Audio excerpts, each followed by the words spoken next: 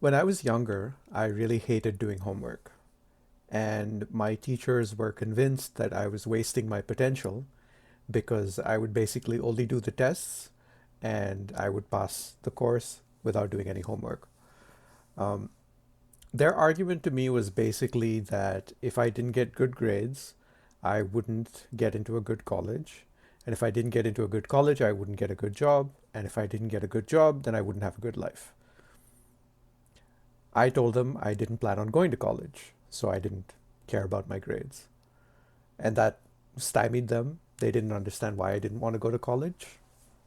From my perspective, spending 4 years of my life and getting into quite a bit of student loan debt, as opposed to just working a job and learning from doing the job instead of in a lecture hall, just seemed to make more sense to me. Now, the funny thing is, for whatever reason, the kind of pressure the teachers applied seemed to work on everybody else. Everybody else seemed to buy into this story, where to me it seemed a little mythical. Like, I thought about it and I was like, really? First of all, you don't necessarily have to go to a good college to have a good life, but also, how many jobs really care about your grades?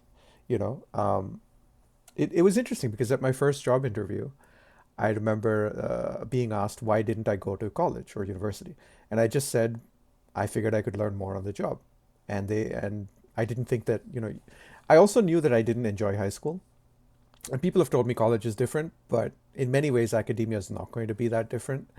There's still going to be a lot of memorization. There's still going to be a lot of irrelevant facts and stuff that isn't really practical and applicable to doing. And ultimately, I realized it just wasn't necessarily the best environment for me.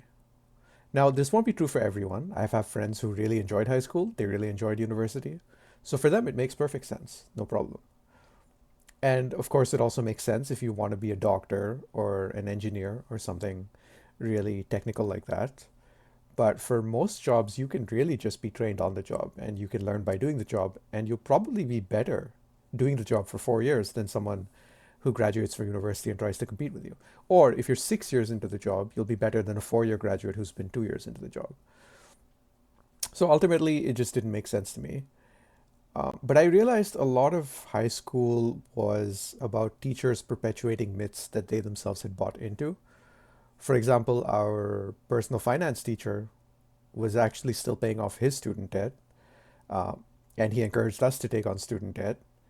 And when he talked about investing, it was really strange because it just seemed like he was parroting parroting like these common misconceptions about very safe investments like bonds, low yield stuff, or savings accounts, where like he barely talked about an index fund. He barely talked about like long-term investing and retirement and early retirement and how quickly that can work. He didn't show us any graphs. He didn't point out that, hey, if you save like half of what you earn, you can retire in 12 years, 12 to 15 years. Like it was wild to me that he didn't talk about any of that. Um, and that was kind of when I was disillusioned and I realized that the teachers weren't necessarily that knowledgeable. They were just teaching us what they lived their lives by, but they weren't wealthy. They were not investing well. They did not avoid debt early, right? They were teaching us to make the same mistakes they had made.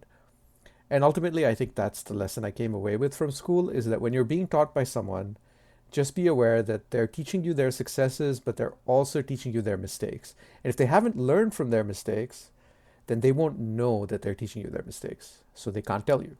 So you have to use your critical thinking to identify what the mistakes and misconceptions are in what they're teaching you so that you can discard that and take whatever's good. But the reality is, unfortunately, most teachers are not well equipped to teach personal finance. I had a really good interview with Tom Smiley. He was on the show. He is a Massachusetts high school teacher, and actually, he had a really good personal finance class where he had to throw out the old textbooks and he had to bring in new material and create the curriculum himself. And that became the most popular course at the school for like 10 years running. And he still gets emails from students to this day thanking him because that was the one class that really helped them for the rest of their life. So teachers can make a difference, But those are the exceptional teachers. They are not the average everyday teachers. So when you do find a teacher who you find is exceptional, it's really worth taking full advantage, paying full attention, asking them as many questions as you can, because you never know when you'll get that chance again.